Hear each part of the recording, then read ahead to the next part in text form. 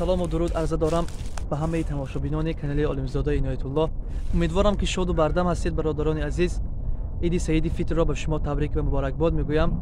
خداوند کند که همه وقت شاد باشید، خرسند باشید، هر کجایی که باشید خداوند یار و مددگارتان باشد، در پناه اسمتش شما را نگهبان باشد.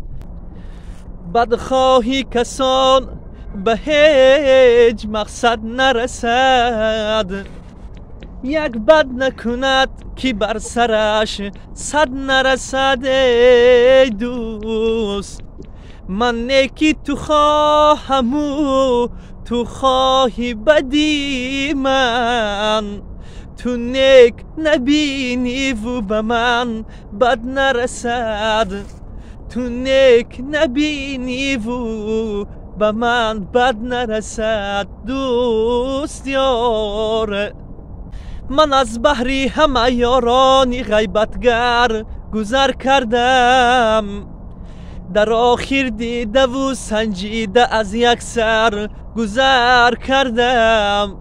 من از آن که نانت خورد اما ناسپاسی کرد، قسم بر شیری سپیدی تو ای مادر گذر کردم.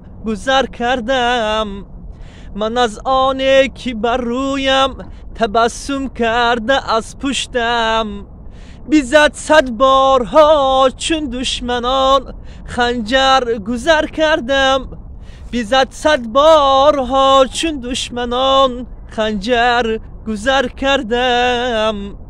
خطی بطلان زدم بر چهره یارانی چندین روی، خطی بطلان زدم بر چهره یارانی چندین روی. من از این زمره انسان های دردآوری گذر کردم.